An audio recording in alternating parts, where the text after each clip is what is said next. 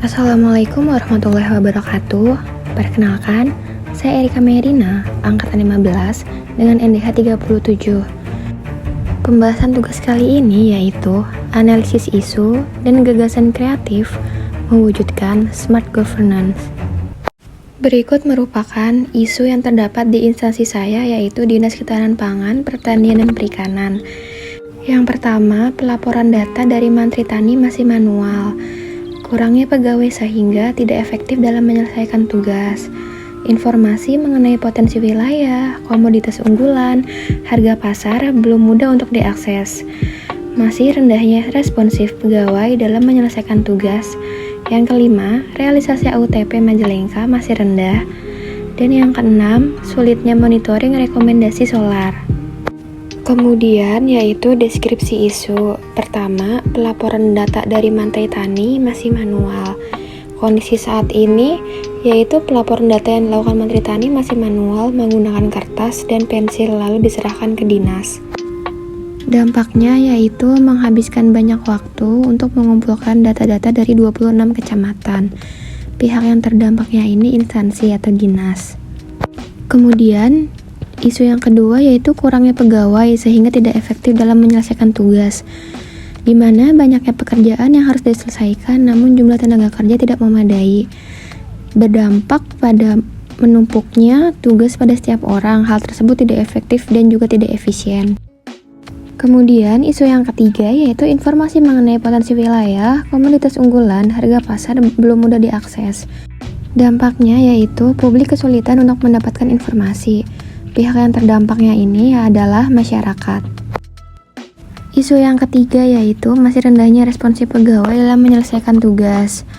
Rendahnya responsif pegawai ini masih sering terjadi. Pegawai masih sering menunda-nunda pekerjaan. Jika tidak ada deadline, maka kurang tergerak untuk segera menyelesaikannya.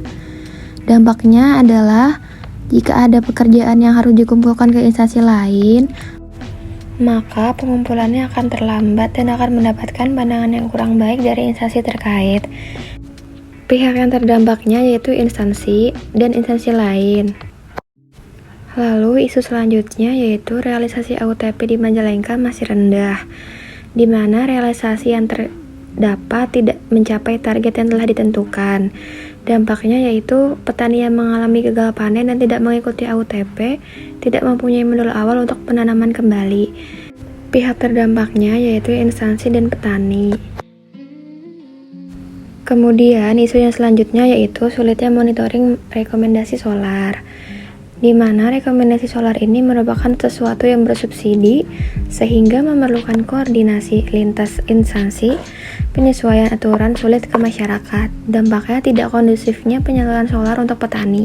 Kemudian untuk menentukan core isunya menggunakan teknik tapisan isu metode USG, di mana dapat dilihat bahwa peringkat pertama dengan jumlah skor terbanyak yaitu realisasi AUTP Majalengka yang masih rendah. Kemudian menggunakan teknik fishbone diagram untuk mengetahui faktor-faktor apa saja yang menyebabkan isu tersebut terjadi. Yang pertama ada yaitu kurang optimalnya kesadaran petani untuk mengajukan AUTP. Yang kedua metode, prosedur pendaftaran AUTP yang masih dinilai rumit oleh petani. Yang ketiga yaitu mesin, jarang dilakukannya sosialisasi AUTP. Kemudian material, kurangnya informasi mengenai pentingnya AUTP yang disampaikan ke petani. Yang kelima yaitu kurangnya sarana dan prasarana. Yang keenam yaitu environment, yaitu pembatasan lokasi yang bisa mengajukan AUTP oleh pihak asuransi.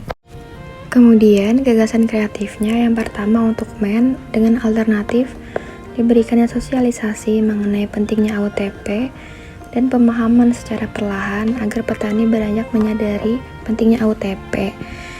Yang kedua yaitu mesin, alternatifnya membuat jadwal sosialisasi mengenai AUTP bersama pihak asuransi secara tertata dan berkelanjutan.